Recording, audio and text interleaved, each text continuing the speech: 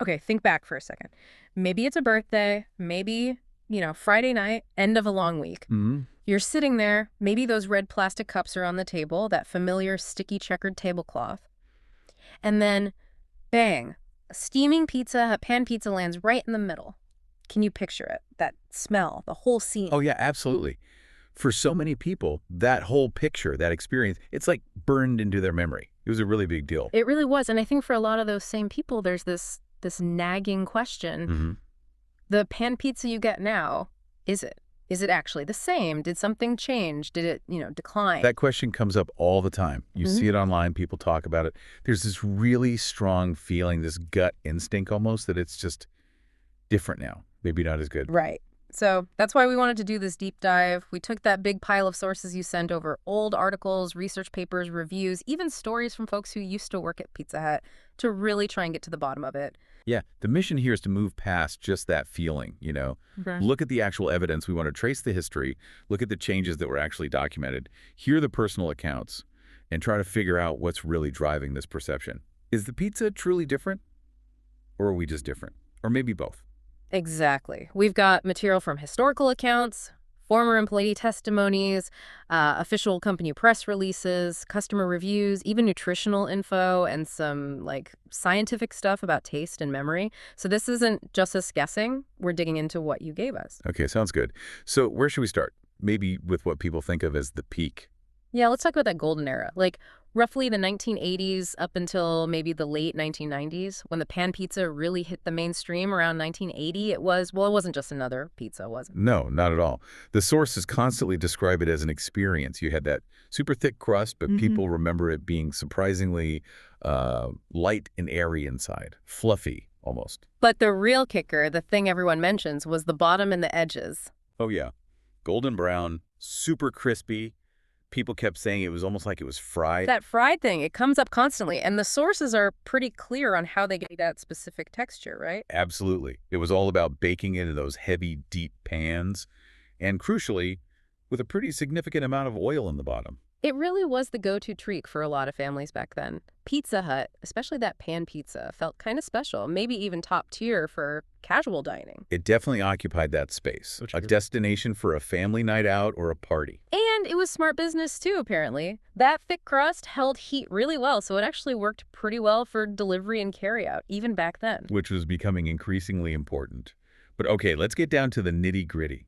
Based on those employee accounts and, the folks trying to replicate it at home, the absolute key was the dough. And the big thing was Hmm? fresh dough, made right there in the store, every day. Every single day. Simple stuff, really flour, water, and apparently the water temp was super important for the yeast.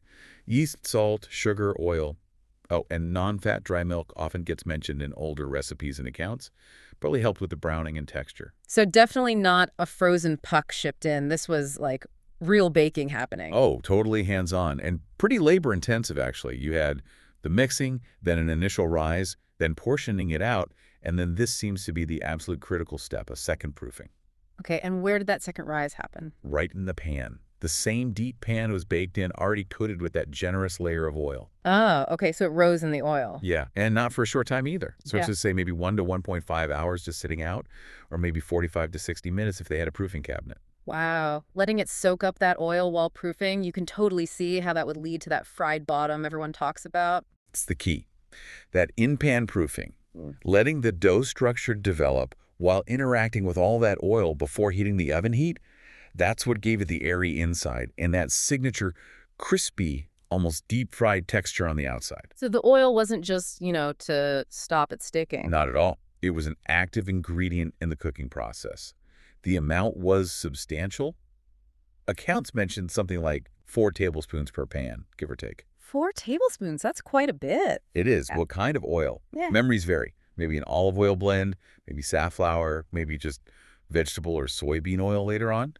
But the quantity and its role in frying the bottom, that's consistent. Gotcha. The amount was the point. Exactly. And some people remember the edges getting sprayed too. Maybe with a butter-flavored spray, again, for browning and crispiness. So you put it all together, fresh dough, that careful proofing, tons of oil. Yeah. That's the magic combo people remember. What about the toppings? The sauce and cheese back then. The sauce is often remembered as being maybe a bit sweeter.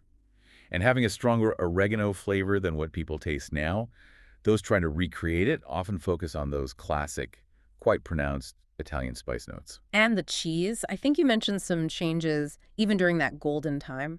Yeah, initially it sounds like most stores were grating their own cheese, like whole milk mozzarella blocks right Yeah. there, that kind of gives you that great melt and flavor pull. Right. But then sources suggest a shift later in the 80s, maybe around 88, moving towards pre-shredded cheese that came in bags. Ah, the drive for efficiency starts early. Seems like it. Hmm. Probably cheaper, definitely faster. Some former employees felt that shift to pre-shredded, maybe a different blend, did change things a bit even back then, So subtle tweaks were happening even when people generally remember it being amazing. for sure.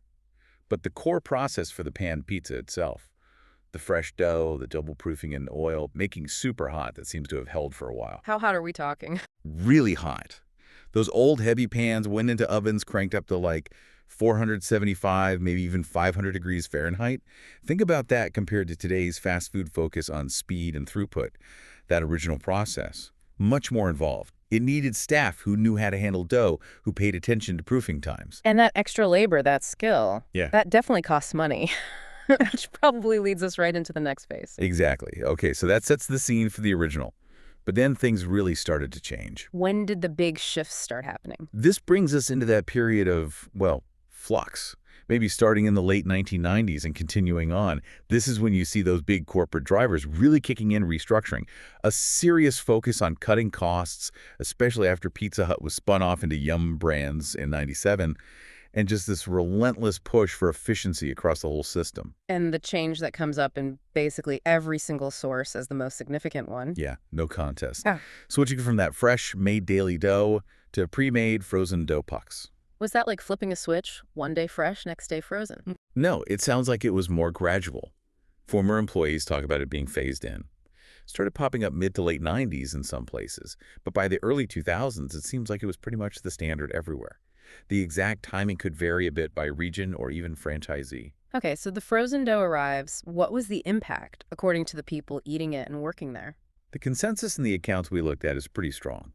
The crust just changed. People described it as flatter, denser, not as airy. And the flavor wasn't the same, less appealing than the fresh dough. You can imagine freezing would affect the yeast and the texture. Absolutely. Freezing is tough on dough structure. Mm. And a big issue highlighted in the sources was consistency. Handling those frozen pucks correctly, thawing them properly, proofing them for the right amount of time in the store became a huge variable. If a store didn't nail that process, the crust quality suffered. Big time. Led to lots of variation between locations. So if it had these potential downsides for the final product, why make such a massive change? Well, from a purely business standpoint, the logic is pretty clear. Think about it. Cost savings and efficiency on a massive scale. Right. No more daily dough making in thousands of restaurants. Exactly. Huge reduction in labor hours and skill required. Plus, you get centralized purchasing of ingredients, better control over your supply chain, simplified logistics and training. It's standardization for the sake of efficiency. A trade-off. Okay, let's jump forward a bit then. In 2019, Pizza Hut made a big announcement, right, about bringing back the original pan pizza. Yeah, that was the messaging. The new original pan pizza. It was positioned as the first really major update to the pan pizza recipes since the beginning, almost 40 years prior. Yeah. And they said it took 3 years to develop. What specifically did they say was new in 2019? They focused on three main things. First, a newly engineered pan that was supposed to make the crust crispier and more buttery. Second, a new blend of cheese. And third, a new sauce. That newly engineered pan. Did the sources shed any light on what that actually meant? I remember seeing something about an older patent for a pan with holes. Yeah, we saw that too, a 2001 patent for a Pizza Hut pan, possibly with perforations maybe to help with crisping. But the 2019 marketing didn't explicitly connect the new pan to that old patent specifics. They really just emphasized the result. A crispier crust. Yeah. That was the promise. So the goal was clear. Make it crispier, make it taste better, presumably bring back some of that old magic, and, let's face it, fight back against the competition. Oh, definitely. Competition was a huge driver. By 2018, Domino's had actually overtaken Pizza Hut in U.S. sales. Yeah. So revamping their most iconic product, that was a necessary strategic move to try and win back customers. So how did people react? Did the 2019 new original live up to the hype? Well, looking at the reviews and commentary you compiled, it was pretty mixed, honestly. Okay. Some people liked it. Yeah, some did. There were definitely reviews saying it was an improvement, Yeah. that it felt genuinely crispier, maybe the sauce tasted better. We saw that YouTube review where the score went up, like from a 6 out of 10 pre-change to an 8 out of 10 after. So positive reactions were out there. Yeah. But yeah, not universal praise. A lot of other people felt it was like new, but not really improved. Some describe the crust as maybe being breadier, not quite getting that deep golden color or the specific crunch they remembered from way back. Hmm. Tasters from Food and Wine, for instance, found it kind of fluffy and buttery, maybe a bit crispier sometimes, but also occasionally too greasy. And they thought the cheese version could have used more sauce to balance things out. So even with this big declared effort to recapture the past, the results were still kind of inconsistent, or at least perceived that way. What about other ingredients? The oil, cheese beyond that 2019 blend, sauce variations? It seems soybean oil is pretty much the standard for the pans these days. And that butter-flavored spray on the crust edge, probably still part of the process.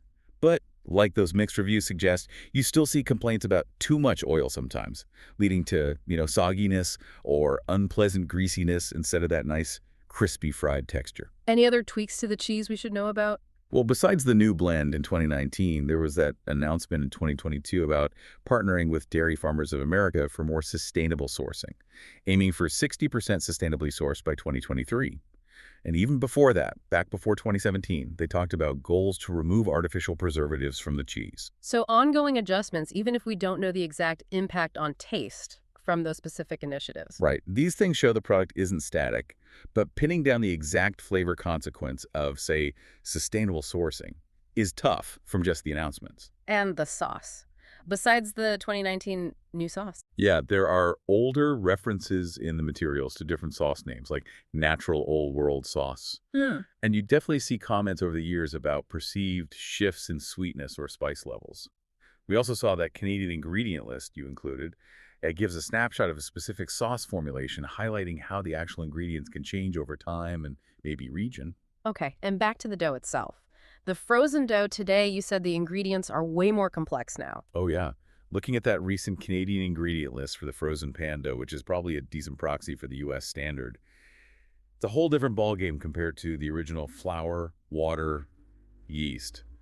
You've got things like calcium sulfate, extra sugar, and then a whole list of dough conditioners and enzymes. Dough conditioners, Yeah. enzymes. What are those actually doing in there? Good question. Basically, frozen dough has a tough life, right? It gets frozen, stored, shipped, thawed. All that stresses the dough structure, damages yeast. So these additives, they have long chemical-sounding names like acetylated tartaric acid esters of mono and diglycerides, or sodium stearoyl 2-lactylate. They're basically stabilizers and texture enhancers. Okay. They help the dough survive all that processing, thaw out more predictably, and hopefully proof consistently in the store to give a standard result. It's kind of necessary chemical engineering when you're mass producing a frozen product like this. Right, adding stuff back in to compensate for what the process takes out, in a way. That's a good way to think about it. And even the stuff they spray in the pan release has its own ingredient list. Soybean oil, lecithin, a propellant. So yeah, the whole system is just much more engineered now compared to the simplicity of the 80s. And all these changes, the move to frozen, the ingredient adjustments over the years, that big 2019 revamp, they all seem to tie back to those bigger operational pressures you mentioned earlier. Absolutely. Cost cutting, especially in the Yum Brands era, that constant drive for efficiency and consistency across a giant chain, which frozen dough helps deliver. Plus, technological shifts, like moving from old deck ovens to conveyor belts, which cook differently, and you even see talk about future automation and AI in pizza, making the push for efficiency never really stops. And so it really paints a picture of this beloved, almost artisanal at the start product becoming increasingly industrialized to meet the demands of scale. I think that sums it up perfectly. Which brings us pretty much up to today, 2025. So if we were to take a snapshot based on all these sources, what is the current Pizza Hut pan pizza? Well, it's still built on that foundation of frozen dough, although likely with ongoing tweaks to the formulation we might not even know about. It's cooked in that newly engineered pan from 2019, still uses soybean oil, almost certainly still gets that butter-spree treatment on the edges. And it sounds like the fundamental challenge of getting perfectly consistent results from frozen dough managed differently in thousands of individual stores probably persists. Yeah, that seems fair to say. Inconsistency between locations pops up again and again in recent reviews. It just highlights how tricky it is to standardize something that relies on careful thawing and proofing steps done locally. What about the nutritional side? Can we actually see the changes reflected in the calorie counts or fat content over the years? That's tricky. Doing a perfect apples-to-apples comparison over 40 years is hard because reporting standards changed. But looking at the data points we could find, like comparing a nutritional PDF from around 2012 to the current 2024, 2025 data for, say, a medium cheese pan slice. Yeah. What did you find? Surprisingly, the main numbers calories, fat, carbs, protein, sodium are remarkably stable over that last decade or so. Really? That seems counterintuitive after a big revamp and all the talk of changes. It does, right? But what it suggests is that while the types of ingredients have clearly shifted, simple fresh dough, swapped for a complex frozen dough with additives, different cheese blends, different sauce formulations, the overall ratio of fat to carbs to protein in a finished slice hasn't fundamentally changed that much, at least not in the last 10, 12 years. Interesting. And how are those current reviews looking post-2019 changes? Like we said, still very mixed. Some people seem fine with it, maybe even like it. But that inconsistency complaint is still really common. It was great at this location, terrible at that one. It really underscores the challenge of delivering that consistent experience with the current system. Okay. So we've walked through the history, the specific changes, where things stand now. Let's circle back to the big question. Why? Why do so many people feel so strongly that the pan pizza just isn't as good as it used to be? Yeah, this is the core of it. And the answer isn't simple. It really seems to be this complex mix of the tangible, real changes we've talked about, and then some really powerful, subjective human factors. Okay, let's try to untangle that. First, the link between the actual changes and what people complain about. The most obvious connection is the frozen dough. That shift lines up almost perfectly with the most frequent complaints. The crust being flatter, denser, less airy, not having that same unique crispiness, Right. that amazing texture from the 80s, the light inside, the truly crispy, almost fried outside that was intrinsically linked to the fresh dough, proofing in the pan with all that oil. It's just really, really hard to consistently get that same result from a frozen puck system. And the oil, it went from being part of the magic to sometimes being a negative. Yeah, exactly. In the original, the generous amount of oil created that desired crispiness. Now, you sometimes hear complaints that it's just greasy or makes the pizza heavy, rather than creating that specific fried texture. Maybe it's how the current dough interacts with the standard soybean oil, or maybe inconsistencies in how much oil is used pan to pan now. And the flavor changes people perceive. Well, the sauce and cheese reformulations are definitely part of it. If the sauce profile changed less sweet, different spices, or the cheese blend tastes different or melts differently, people notice. We saw those comments about grainy cheese or generic sauce. Plus, you have to wonder if the complex mix of ingredients in the frozen dough itself subtly changes the overall background flavor compared to simple flour, water, yeast. Okay, so those are the tangible product changes, but you said that's only part of the story. Right, because the pizza isn't just being judged in a vacuum. There are huge psychological factors at play. Like nostalgia. Oh, nostalgia is massive here. For a whole generation, Pizza Hut wasn't just food. It was like a core childhood memory. Birthdays, teen parties, Friday nights. It's tied up with positive emotions, simpler times. That food nostalgia is incredibly powerful. It could genuinely make you remember the past version as tasting better, even if it were identical. And memory itself isn't always accurate, right? We kind of polish the good old days. Exactly. Our memories aren't perfect recordings. There's a known bias called rosy retrospection, where we tend to remember past positive experiences even more fondly over time. So, that childhood pizza treat, it gets mentally polished, creating this idealized benchmark in our heads that today's version is almost doomed to fall short against. Almost like a first love effect, but for pizza. That's a great way to put it. The first version you truly loved and enjoyed sets such a strong imprint. Later versions, even if they're objectively okay, just struggle to compete with that powerful, maybe slightly romanticized memory. Okay, so real changes happen, but our memories might be amplifying the difference. What about how we physically change? Yeah, this is the physiological angle. Hmm. Our bodies don't stay the same throughout our lives. You mean like our sense of taste and smell changing as we get older? Precisely. Age-related sensory decline is a real thing.